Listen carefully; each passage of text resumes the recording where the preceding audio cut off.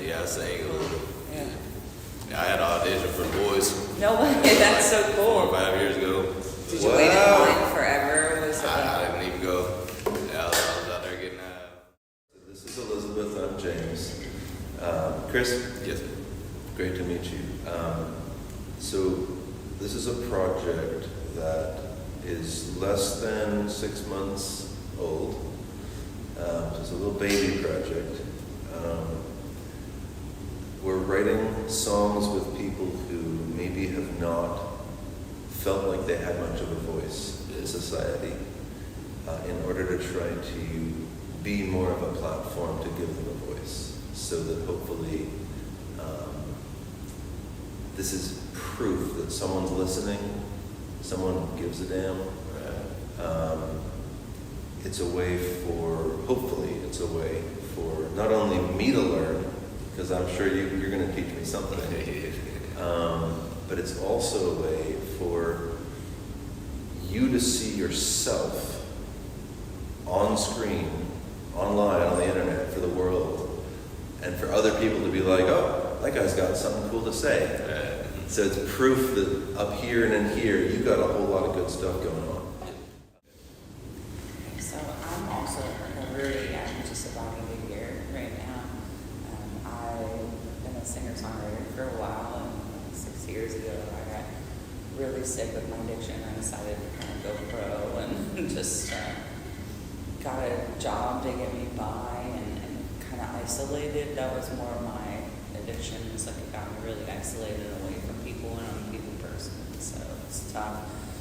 But yeah, I've just been singing and writing songs for a while. My dad died a real tragic death when I was like 20, and I was like, the only thing I could really do was music, and I think he saw that in me before he passed. So like I wanted to, like it reminded me of him, and it was like the only thing that would let me function. I always grew up feeling like an outcast, like I didn't connect with anyone and nobody really liked me or wanted anything to do with me. So something about having a guitar in my hand made that different. I was still the same person, but people were like, oh, you're different somehow. I'm like, no, I'm the same, but okay. But the guitar always made me feel like I was accepted, I guess. And then writing music, I've gotten to, when I share my stories, I get to hear other people's stories, which is all I want. I just want to hear your story. I just want to share stories because, like we were talking about on the way over here, it's like the things that set us apart from each other are on the outside, like the superficial things, because when we dive deep and we share, it's like all that stuff inside, like that's, we're the same. It may look different on the outside when it comes out, but internally, like we're feeling the same stuff. We go through the same kind of emotions and spirals and things like that. So I'm really grateful to have met James through an open mic that he hosts, that I stopped out on the day I was feeling really low in my recovery, and sat down next to him, and I was like, this guy's in recovery, I think. And sure enough, he was. With a lot of years, like I could feel that. So it was cool to be around that energy, because it's different. When people are working on themselves, there's just like a different thing, and it comes with recovery comes with ups and downs. It's not just like an easy road. It's like you get sober and then you're like, oh, now I gotta look at everything else that's going on. My goodness. I grew up in Lynchburg, Tennessee. Okay. Down Make Jack Daniels. Okay. Yeah, I grew up down there with my stepdad and my mama, and then my two brothers. I didn't meet my real dad until I was 12 or 13. He wound up robbing the National Guard armor down in Tullahoma. He did 10 years up in Northwest, so I didn't get to meet him.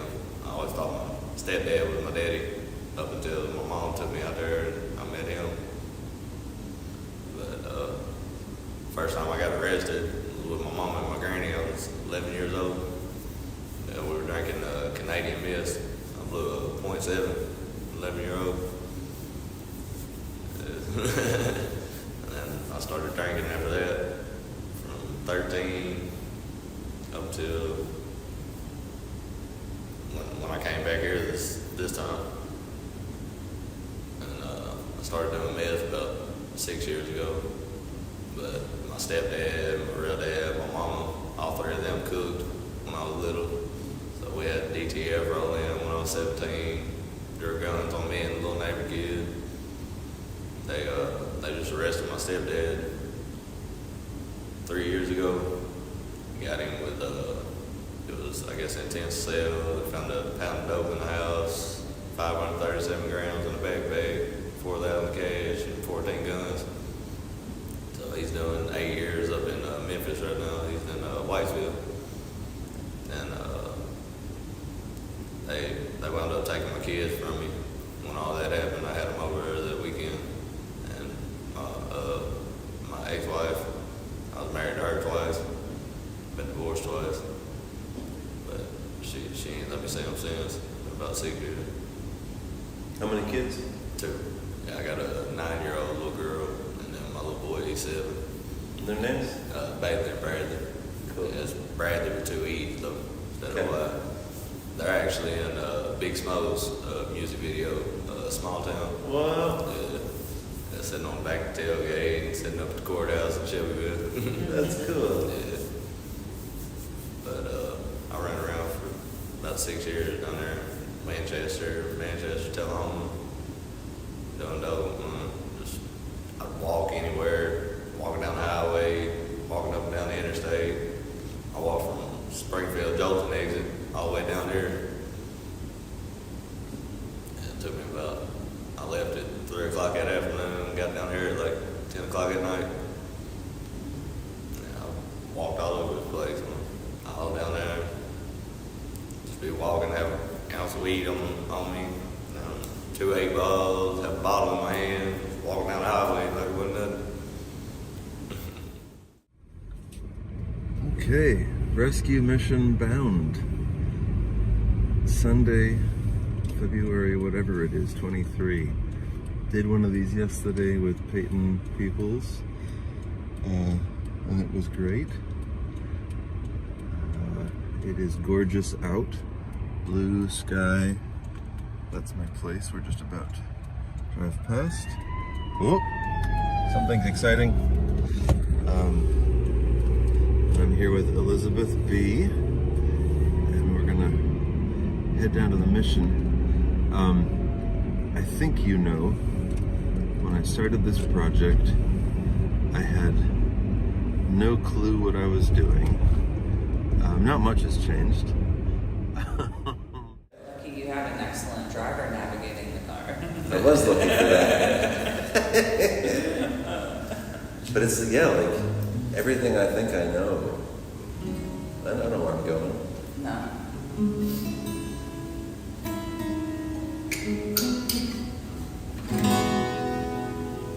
Yeah, I tried to learn the guitar when I was like 14 or 15. Okay. I went to a couple of the classes and just clicked on. Yeah, my pa put me and my brother in there. Does it still interest you at all? Yeah. Well, I'll tell you what. You know they've got these guitars here, but this is yours. Yeah. I brought that from home. Part of this project, and it's not been featured in every episode because not everybody we've written with is interested in guitar.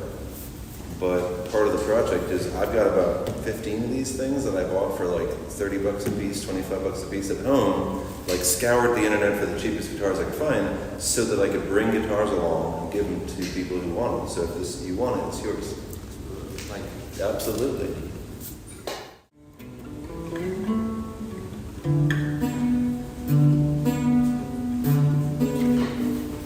Yeah, you kind of are good at just naturally getting sound out of it. A lot of people, the first time they pick up a guitar, like it's just like, yeah, like it takes a minute to figure out. But like you, Yeah, they showed me like whenever I was like 13 or 14. oh, that's right, you took lessons, so you played it before. You Yeah, know, you know. I don't remember the notes and stuff.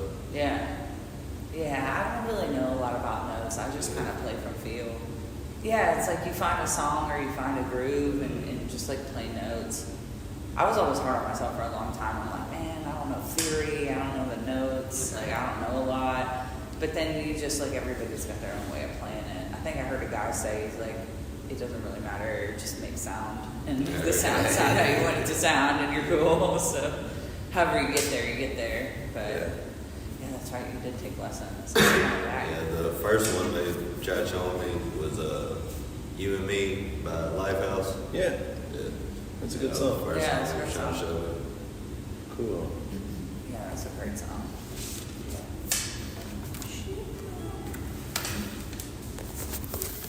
He kept saying that yesterday. He kept saying he's not, as far as I know, in recovery, although in a way everyone's in recovery from something.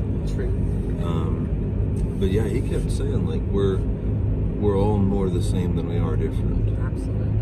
which is like a cool message. But I'd never heard him say it before, so it was funny because I've spent a lot of time with the guy on Wednesdays at Springwater. Mm-hmm. It is really funny to have this message coming out of him I've never heard before. But it was cool. I think it's the things on the outside that look different, or the way we express. But once we get down to the root of it and we start having conversations and connecting, that's when we find that the feelings, the emotions, sentiments, they're all the same. Yeah. But you got to get there. You got to be willing to disarm yourself. Yeah, amen to that. Disarming. We got, I love what I've heard, that calling things character defects is one option, but there's also defaults or defenses. I like that, defaults, yeah. Yeah, character defenses. And if I call them either of those, then it feels more like, well, these were evolutionary and they served me until they didn't. Is this our turn right here? Is this it? Any of the above. This one works? Wait, I'm going to wait till we get over the highway. Okay. Yeah. If you could walk up to a stranger on the street and ask one question, what would you ask?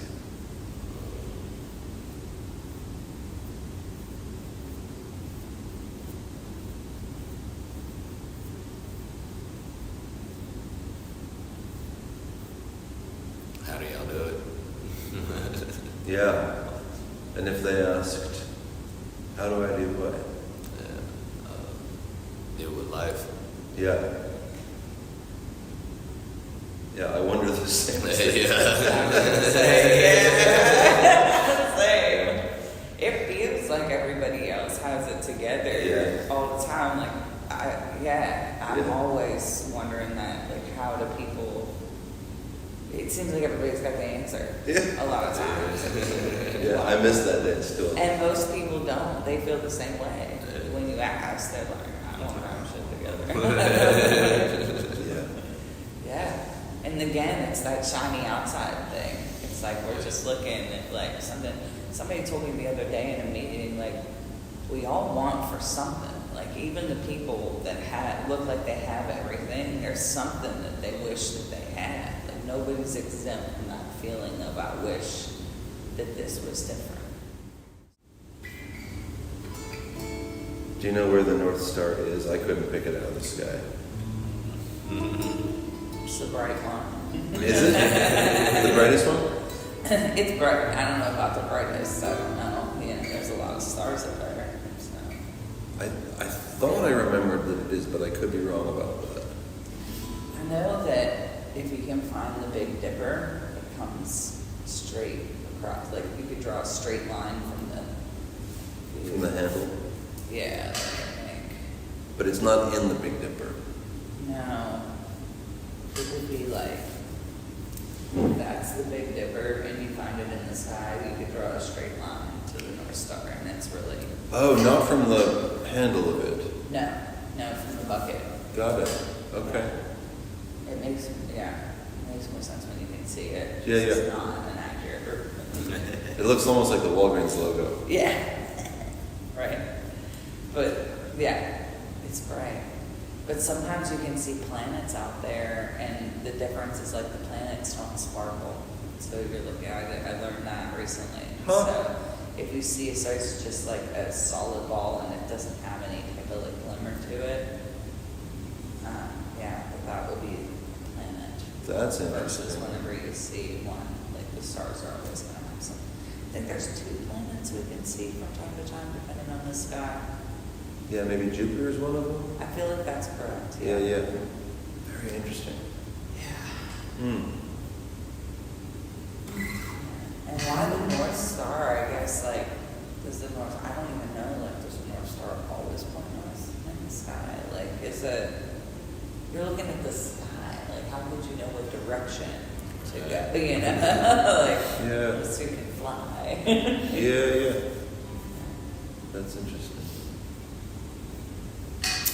So we want to go back to school for astrology. Yeah. I bet you could see some stars out in Lynchburg. Oh, yeah. Because you don't have all Yeah, the... we were right on the hill too, down there where we were. Yeah, we were right on top of the hill. So we go and we had a big old field out there, so we sit out there and have bonfires. We got talking about surfing for some reason, probably because I'm an idiot. I've never surfed, so I don't know why we were talking about it. I think as a metaphor. And I was like, I hate like not being in control. And he was like, yeah, but you're not. I was like, yeah, maybe it's like surfing, like you gotta surrender to the wave. And like that, probably I should try that because it would be a good physical embodiment of like recognizing that I'm not driving this. And he was like, yeah, even when like, you know, he was gentle about it, but he's like, James, even when you're writing a song, it's not necessarily you writing the song. Like, oh no, am I doing anything?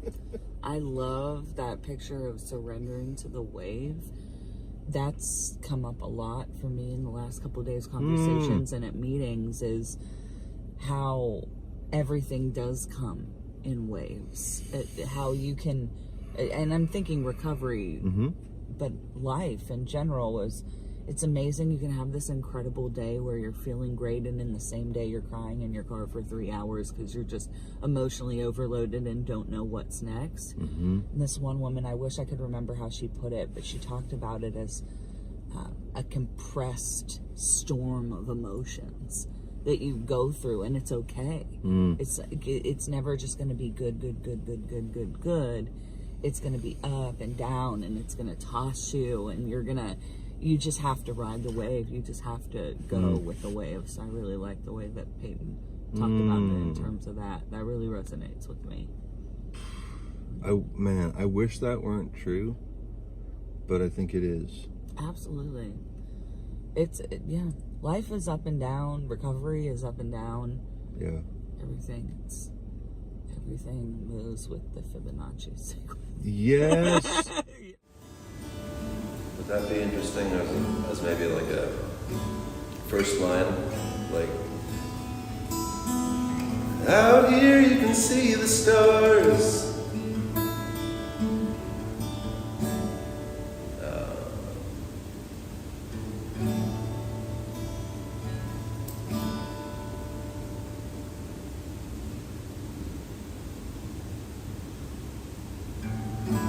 Up there in the sky so dark. Maybe something like that.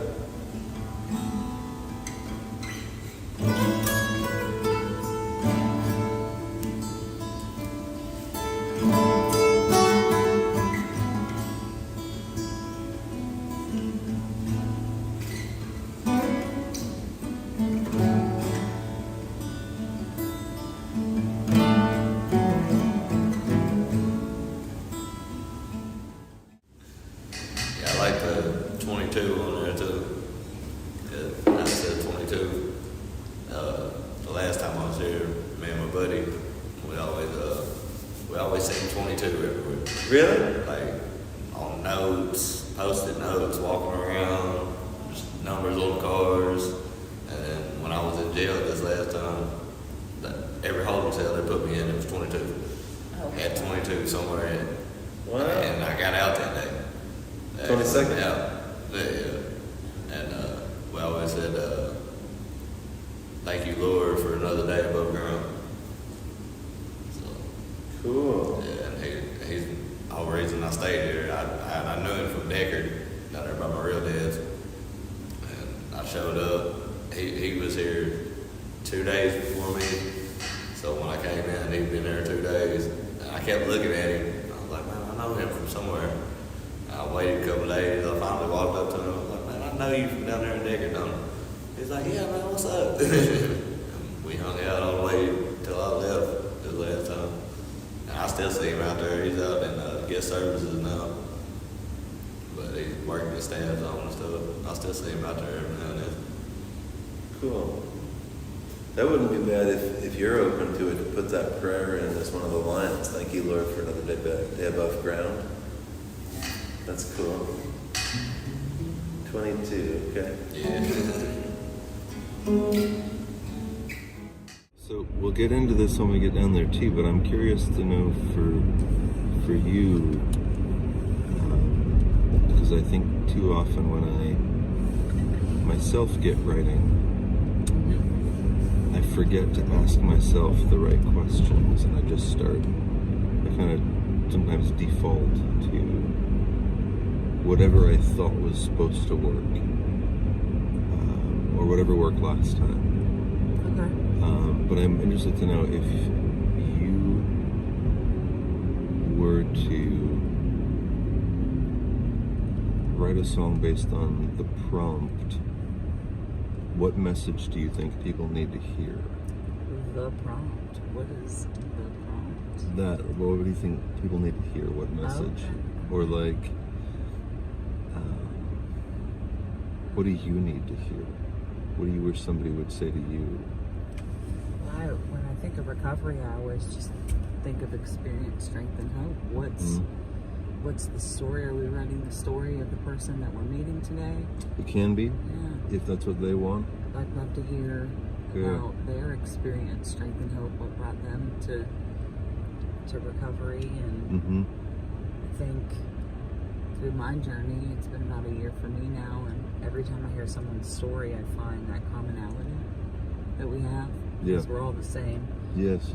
when we go through this. So maybe some sharing, story time. We could find that common thread and it brings us together. Because when we find that with us, we know that that'll be shared with other people Yeah. who are listening to the song. I love that. Sitting up ways I can hide from everybody else. And everybody left to have to fight myself.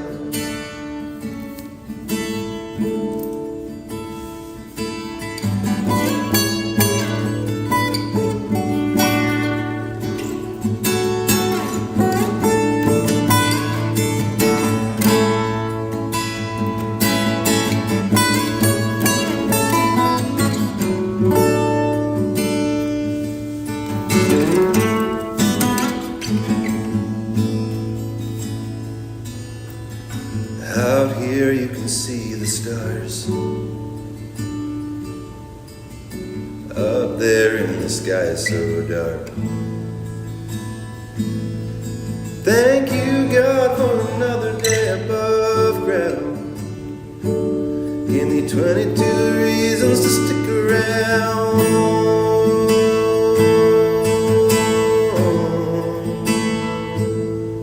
Don't know where I'm going, but I ain't afraid to find out.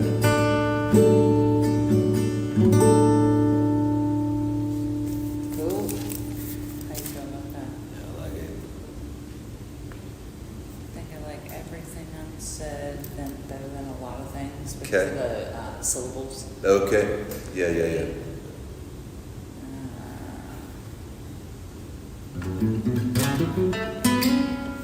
then it can be hard, I think, hearing. But we'll see. You want me to sing through it? Yeah, if you don't Okay. mind giving it a try. Yeah, I like your melody for it. I'm going to try to sing that. Okay. All right. Now that's the hard question: is can I do what I just did again? Do it. You better do it. Pressure's on. Don't mess up. We're watching. It'd be like being at a meeting, sharing something, like about recovery, and then someone says like, "I like what you just said. Can you say that again?" Yeah. No. Unless I recorded it. I got no idea what I just said. I just left out. Is it something about, I don't know, baseball caps or? That's funny.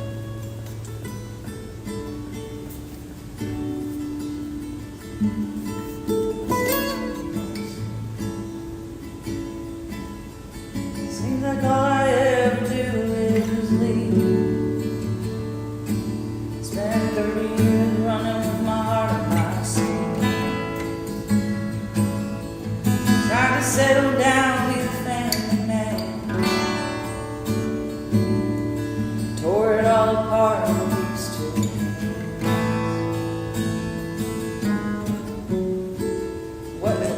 What was the melody for the chorus? Do you remember? I don't remember. Okay, play the chorus, chords.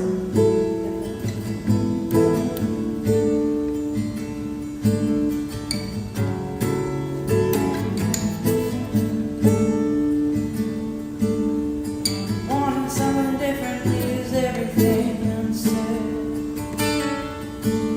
I'll put it in a letter I'll never send.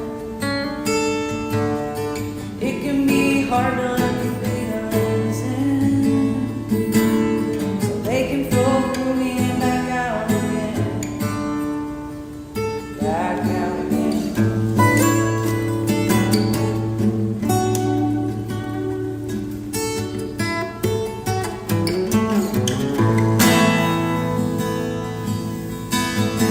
Out there you can see the stars. Up there in the sky so dark. Thank you, God, for another day to come. Giving me 22 reasons to stick around. I don't know where I'm going, but I'm not afraid to find out. So that's where we go back to the chorus. Wanting something different leaves everything unsaid. So I'm putting in a letter I'll never send. It can be hard to let the feelings in, so they can go through me and back out again. Back out again.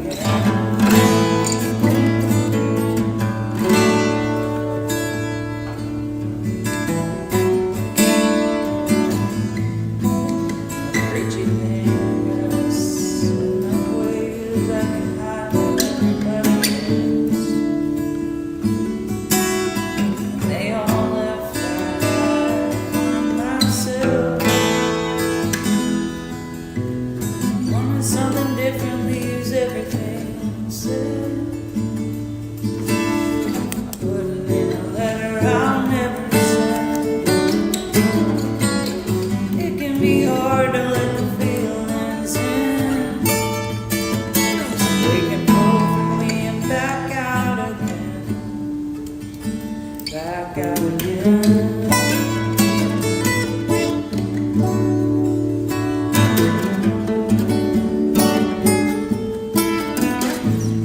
You do something like that. You're like, out there you can see the stars.